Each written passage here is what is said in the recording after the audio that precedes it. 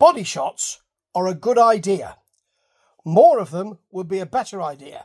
So said the commentary. Yes, in fact, anything that's like a punch would be a better idea. This is Devin Haney versus Jose Ramirez. And watching the Ryan Garcia, Rolly Ramiro fight, and podcasting on it earlier on, I said it wasn't a great fight. Not a lot happened. And then I watched this fight, and of punches landed, 70 for Devin Haney and 40 for Jose Ramirez. I mean, if someone was stifling a yawn in that first fight, the Garcia fight, then I'm surprised they weren't completely snoring in this one.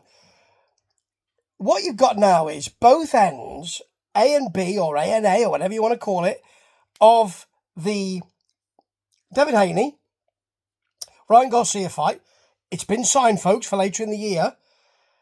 Both sides not looking particularly good.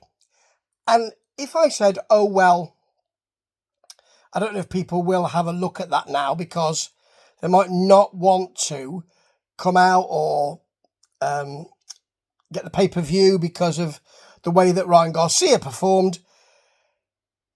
The Devin Haney performance was probably more worrying. Ryan Garcia looked like he didn't turn up. He looked like he wasn't particularly bothered. And both fighters won, by the way. Devin Haney has more skills than Ramirez. Ramirez seemed a bit lumped and didn't quite know how to. I suppose, you know, if your opponent's not doing anything, you're thinking, what can I do then?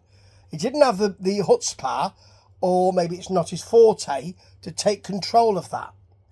So Haney did get some pot shots in, and clearly, according to CompuBox, landed more shots, and so was a wide winner on the scorecards by 8 or 9 rounds. But it wasn't good. And Devin Haney looked like he was gun shy. Now, tired and jaded boxing hacks like me are going to say, well, he was put down 3 times by an admittedly over the weight, and also seemingly juiced up on unpermitted substances.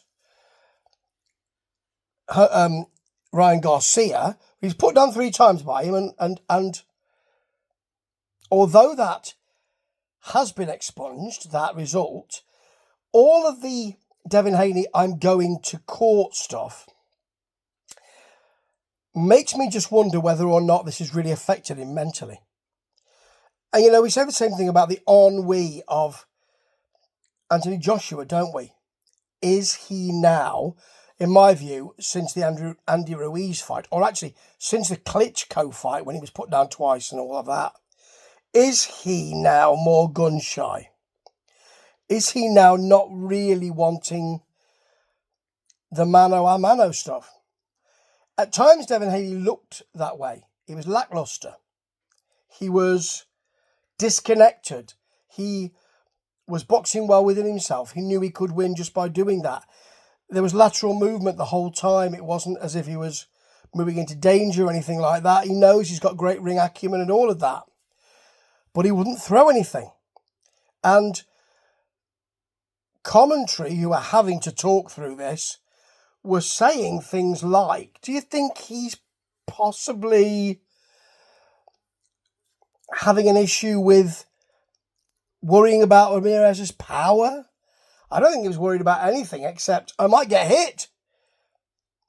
That's not good for a fighter, is it?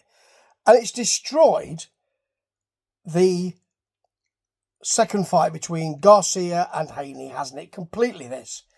2 lacklustre fighters coming, you know, well, not lacklustre fighters, they're great fighters, both of them. 2 fighters coming off lacklustre performances, which makes them right now lacklustre fighters. Because that's all you can do in boxing, isn't it? Go on the last performance. Would you want to get a pay-per-view for that? Particularly if you've put your hand in your pocket for both those fights and they were both bloody awful.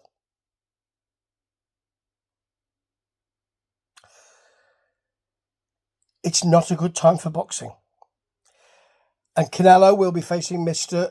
Skull, won't he, tonight? And I have concerns about that as well, not being a great fight.